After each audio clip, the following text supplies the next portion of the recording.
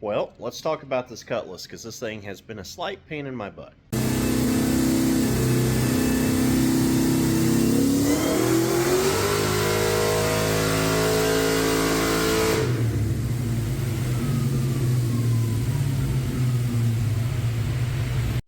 We are at 728.5 real horsepower, but here you can see we're losing about 1100 RPM. I do not have the converter locked. Now that you know where we're at now, let's talk about how we got here, because this has been a bumpy road. So this car came in about 2 months ago or so for a tune. Wasn't quite ready, didn't have intake tube. We put it on the dyno. We immediately got into a fuel pressure drop. It only made 300 something horsepower, completely out of fuel. We dropped the tank. It's got a 450 in it. It's not the right 450. He orders a custom tank that will take an Aeromotive triple hat pump with 525s. So we put that in there. We use an FC3 from 4 Innovations to control it, and it is triggered by the Holley instead of a Hobb switch. So cleaned up all that wiring. That all looks good. Put it on the dyno at about 5,600 RPM. Hard stop, cuts out, misses. Seen it before. Crankshaft position sensor. It was losing sync. So change that. Fire it up. Make some more pulls. Now at 5,800, it's missing and popping and banging. It felt like a vibration. So I tried second gear, didn't fix it, put it back in third, started checking plugs, checking some things, trying to see if there's a misfire that I could detect, and I finally found it.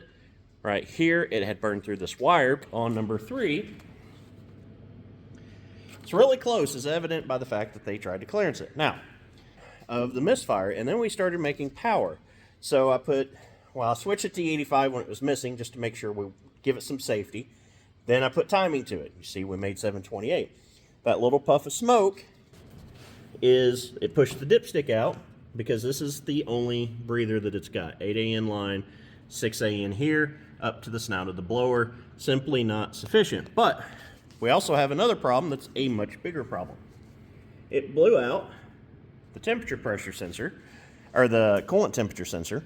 So they had that in there, presumably for the Holley, but it's simply not needed, because with the Terminator, it's going to pull through the bin box right off the Holley. So I have a plug ready to go. We're going to have to extract whatever they have in there and fix that. That is a problem for tomorrow. I have had enough fun with this car for now that my shop floor is covered in coolant. Pretty happy with that number. I don't think we're going to hit 800 with it. That blower setup in his ZR1 did make like 850. That's a 12 millimeter head stud with ported heads and some other stuff. This is a bigger engine. That engine had better sealing. I don't want to push this one that hard. So I think we're going to end up a little higher than this, but not much. So pretty neat build. Been a little bit of a struggle bus to get here.